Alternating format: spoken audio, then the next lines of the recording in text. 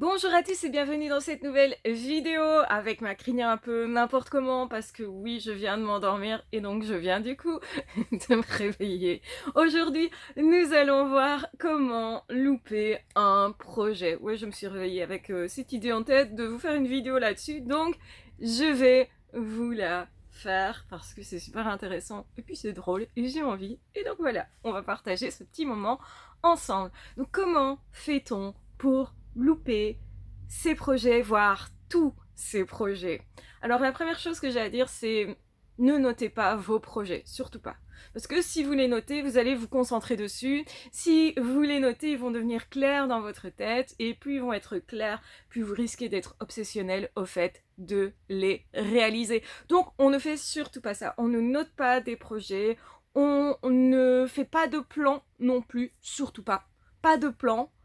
Et surtout, on reporte à demain ce qu'on pouvait faire aujourd'hui. Ça, c'est une très bonne méthode pour louper un projet, puisque demain, on va bien sûr reporter à demain ce qu'on voulait faire demain, etc., etc. Normalement, vous allez arriver, si vous faites ça, à la fin de l'année avec rien de réalisé, rien de concrétiser, et vous aurez peut-être même la flemme en train de vous dire ah, je suis vraiment nulle. Alors ça, c'est encore un degré au-dessus de se rajouter une couche en se disant t'es vraiment nul, t'as rien foutu, je suis sûre que tu peux plus rien faire parce que là, tu vois bien que depuis hier, avant-hier et encore avant, tu ne fais rien de ta vie. Ça prouve que t'es nul et ça prouve que tu n'y arriveras jamais. Alors ça, c'est une super idée qu'il faut absolument conserver parce que quand vous êtes persuadé que vous ne valez rien, que vous ne ferez rien, et si en plus vous arrivez à vous définir comme étant un gros bon fainéant et que vous vous dites ça fait partie de ma personnalité, c'est ancré en moi au point que je ne peux pas m'en séparer, alors c'est sûr, normalement à la fin de l'année, vous n'aurez vous n'aurez rien fait, hein. Oui, parce qu'en plus, si vous pouvez ajouter des erreurs à toutes les choses que vous faites, si vous faites quelque chose quand même, les moindres petits trucs que vous feriez, surtout, et comme objectif d'échouer absolument. Donc ajoutez dans vos contenus des fautes de français, de grammaire, des bafouillages de tous ordres.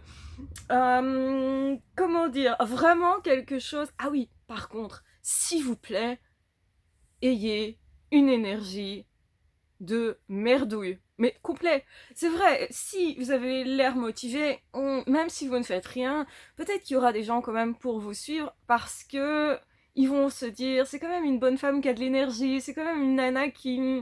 Elle a l'air quand même de... Je sais pas, elle a l'air intéressante. Soyez terne, soyez morose.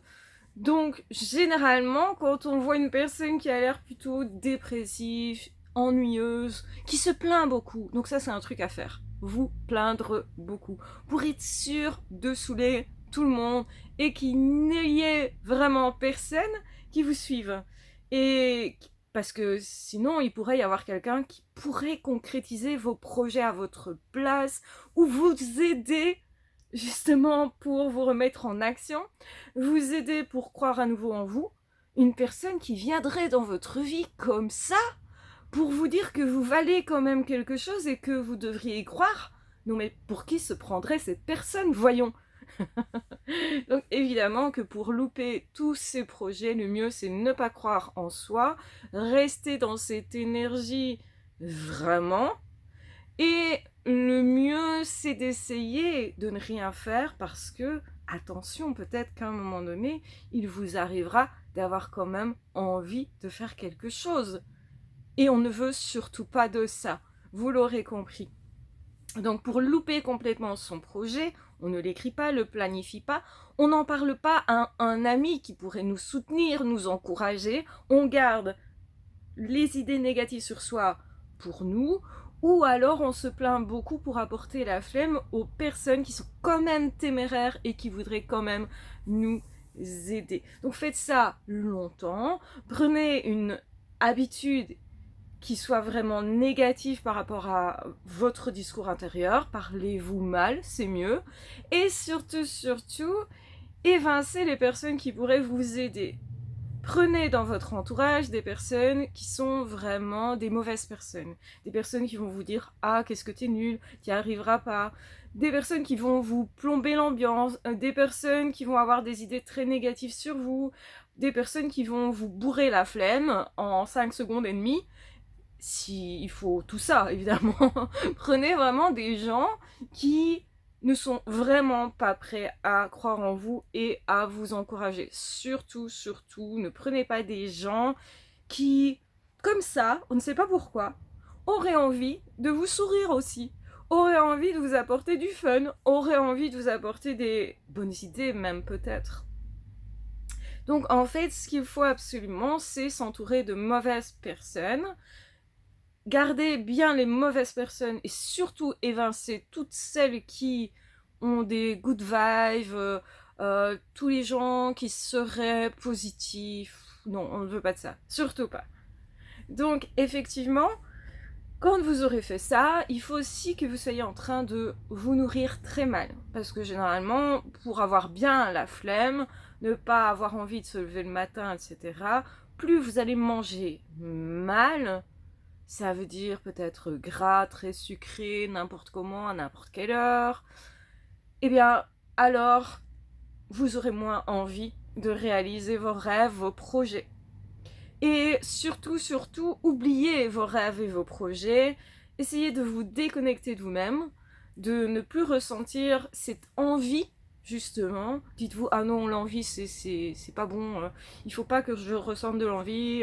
Il faut pas que j'ai, justement, un certain dynamisme pour mes projets. Surtout pas, ni pour moi, ni pour ma vie, ni pour personne. Il faut que je n'ai envie de rien du tout. Et que je sois convaincue que les autres non plus n'arriveront pas à leurs rêves, en fait.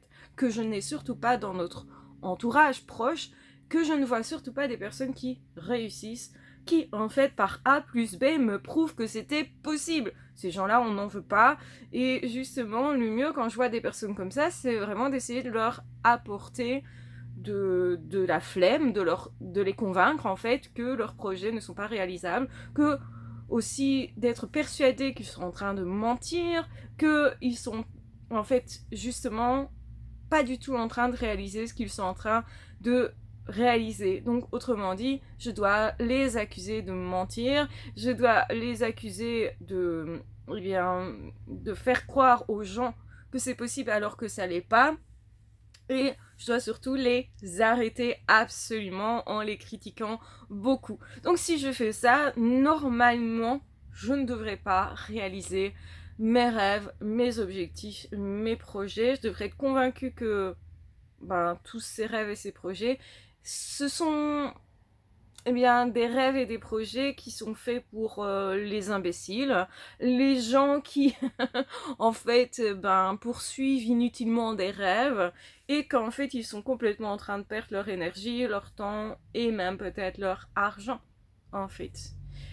Donc plus je vais être convaincue que les rêves ne servent à rien, que ça n'a été conçu que pour nous faire croire à quelque chose, pour nous faire courir derrière quelque chose, mais complètement inutilement. Si je crois à ça, alors c'est cool. Je ne peux pas vouloir réaliser un projet parce que je serais persuadée que c'est impossible. Donc il faut que je sois en train de me convaincre que c'était impossible à réaliser et que personne n'a jamais fait ça, que ceux qui disent l'avoir fait sont des menteurs, des usurpateurs, des personnes à combattre et à convaincre que leur vie est quand même minable telle qu'elle est et même je dois absolument les empêcher d'essayer simplement. Donc voilà, je vous conseille de faire tout ça. Normalement, vous devriez arriver en fin d'année sans avoir rien réalisé du tout. Alors oui, bien sûr, c'est de l'humour. Et oui, bien sûr, ça permet de mettre en évidence les mauvais comportements qu'on peut avoir, qui nous empêchent d'atteindre nos objectifs. Vous l'aurez compris, plus vous allez avoir des mauvaises habitudes, tant au niveau de vos pensées, de vos comportements, de votre rapport à votre projet, de votre rapport à vous-même et aux autres, plus tout ça est mauvais, et moins vous aurez de chances d'être heureux dans la vie, et aussi, du coup, d'aller vers des projets qui vous tiennent à cœur. Parce qu'effectivement, quand on voit qu'on avance vers un projet qui nous tient à cœur, on ressent du plaisir au minimum, mais parfois une vraie joie, un vrai bonheur et un vrai respect pour soi, pour les efforts qu'on a faits, pour le fait de s'être développé. Et justement, déjà rêver nous rend possiblement déjà heureux en fait. Ça dépend comment on rêve. Si on se met une pression, qu'on est vraiment dur avec soi, si on se convainc qu'on peut pas y arriver, mais qu'on se dit que c'est obligatoire, là on va plutôt être pas très heureux. Et je pense que tout est là-dedans. Si vous arrivez à vous projeter dans ce projet, à vous dire ok, je vais concrétiser ce premier pas-là, à ce moment-là, je vais me donner une date limite, je vais vouloir avoir fait ceci, donc cette étape-là, dans ce temps imparti-là, je veux toujours me concentrer sur ce projet parce que je continue de rêver, etc. et d'entretenir ce rêve. Et si je fais ça, évidemment, je vais avoir envie d'avancer, de progresser et surtout, je vais chercher des possibles pour avancer vers ce projet. Et en fait, c'est comme ça qu'on réalise ses rêves. Les rêves, quand vous les mettez sur un piédestal qui vous semble lointain, inatteignable, parce que vous n'avez pas découpé cette grande tâche, ce grand projet en petites réussites intermédiaires, alors certainement vous aurez du mal à atteindre ce projet.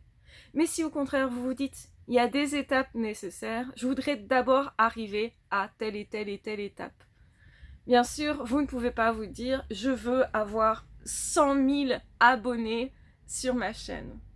Parce que oui, quand j'ai commencé ma chaîne de psycho, une psy à la maison, je me suis dit je vais un jour avoir 100 000 abonnés sur ma chaîne. Et c'est arrivé.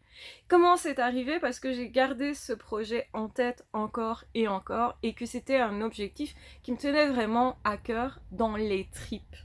Et donc, j'ai découpé ça en petits projets. Petit projet, il faut que je poste X vidéos, X audio par semaine.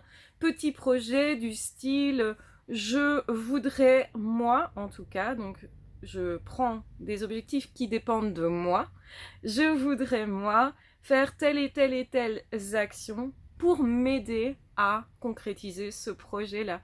Je souhaite répondre à certaines personnes en commentaire, de telle heure à telle heure, je me consacre à ça, et ce, tous les jours. Tous les matins, je notais le chiffre notamment des abonnés. Bon, je fais moins ça aujourd'hui, mais je notais le nombre d'abonnés. Je notais en fait ce que j'avais posté. Je notais les idées pour la semaine d'après, ce que j'allais tourner comme vidéo. Quelles idées justement j'allais explorer, exploiter. Et puis c'est devenu plus facile de trouver des idées parce que justement je me levais le matin avec des nouvelles idées parce que j'avais rêvé de quelque chose ou parce que j'avais entendu parler de quelque chose et donc les idées elles s'étaient assemblées entre temps dans la nuit, etc.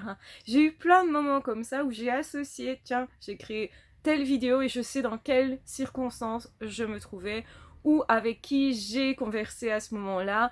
Il y a des choses comme ça qui m'ont effectivement complètement marqué et qui ont fait le chemin si vous voulez. Eh bien, si vous avez un projet, quel qu'il soit, ça peut être n'importe quel projet, ça peut être justement participer à, je sais pas, une émission de TV, aller chanter sur un plateau, ça peut être justement arriver à jouer du piano et jouer ce morceau à tel moment parce que c'est le morceau préféré de votre grand-mère et que vous voulez que cette personne entende ça et que ce soit vous qui le jouez pour tel ou tel événement. Ça peut être aussi justement préparer quelque chose pour un mariage, pour des amis et vous voudriez être compétent à ce moment-là. Ça pourrait effectivement emmener quelqu'un en voyage et pour ça, il faut rassembler une certaine somme d'argent et vous allez imaginer le plaisir de cette personne quand elle va recevoir justement ce cadeau fabuleux. Et donc tout ça, ça va vous porter. Mais pour ça, vous devez le rêver. Vous devez le voir comme étant quelque chose qui est en train de se réaliser. Je vais offrir ce cadeau à cet ami, je vais voir dans ses yeux qui s'illuminent. Je vais voir combien, justement, eh bien, on va partager un beau moment à ce moment-là par ce projet-là. Et quand on implique les autres, justement, quand on se dit je vais transformer le monde avec cette idée-là, je vais l'amener en tout cas dans le monde, je vais amener ce cadeau à cette personne, je vais emmener cette personne dans certaines émotions, etc., eh bien, ça va nous transporter parce que c'est plus grand que nous. Quand on pense qu'à nous, c'est beaucoup plus compliqué, je pense, de réaliser un projet. Quand on pense à toutes les conséquences sur les autres, sur tout ce qu'on va créer aussi dans notre vie grâce à cet instant-là de partage fabuleux, eh bien, ça nous portera d'autant plus et ça va nous transporter d'autant plus. Et c'est pour ça que vous allez le réaliser ou non. Notre désir profond est très important. On nous apprend trop souvent, quand on était à l'école, etc., à ne rien désirer d'autre que ce que les autres veulent pour nous. En fait, on nous apprend à nous comporter d'une certaine façon, à aller dans une direction précise, et on en oublie finalement d'écouter ce qu'on veut réellement nous. Et quand on demande à une personne qu'est-ce que tu veux toi vraiment, la plupart des gens, ils ne savent pas. Ils ne réalisent pas leurs rêves, leurs projets, parce qu'ils ne les connaissent pas, ils ne les ressentent plus, ils ne savent pas. Il faut leur dire, mais raccorde-toi à qui tu étais avant. Qu'est-ce que tu as toujours voulu dans le passé et quelle forme ça peut prendre aujourd'hui? Parce que peut-être l'enfant rêvait de quelque chose, mais aujourd'hui, on va en fait donner le rêve de cet enfant à cet enfant qu'on est toujours finalement, mais pas forcément dans la même forme. Et ça peut prendre plein de formes différentes. Moi, je suis une multi-passionnée et je sais que je peux réaliser des projets de façon tellement différente que je me dis que c'est qu'une question de temps parce que ça viendra un jour ou l'autre se concrétiser justement parce qu'il y a plein de manières de faire eh bien la même chose. Par exemple, si j'ai envie de transmettre mes connaissances à des personnes, j'aurais pu le transmettre à mes enfants si j'en avais eu, mais j'en ai pas eu, du coup je les transmets à d'autres personnes. J'aurais pu transmettre ça à des amis seulement et ne pas être sur les réseaux. Vous voyez, ça peut prendre des formes extrêmement différentes.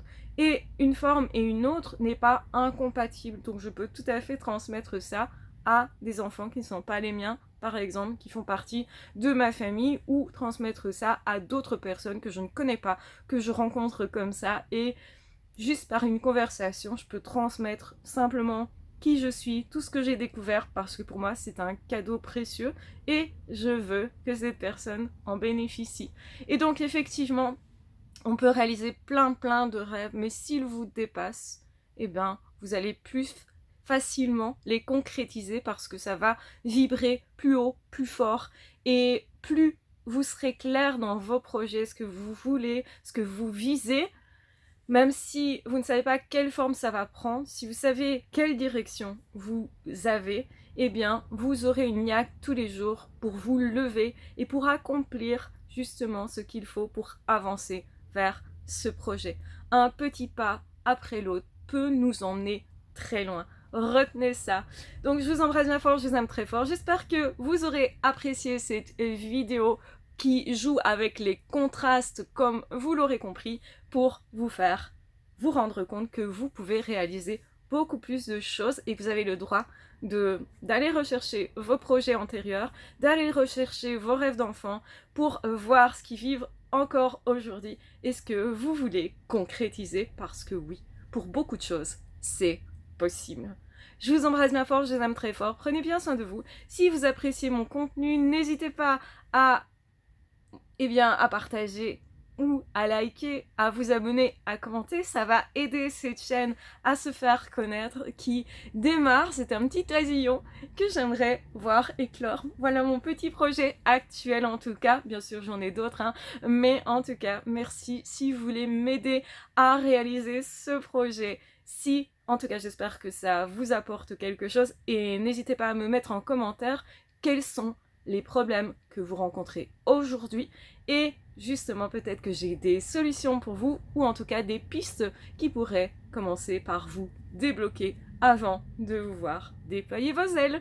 Voilà, je vous embrasse bien fort, je vous aime très fort, prenez bien soin de vous, et on se retrouvera très vite dans d'autres audios ou dans d'autres vidéos. Ah, ciao, bye bye!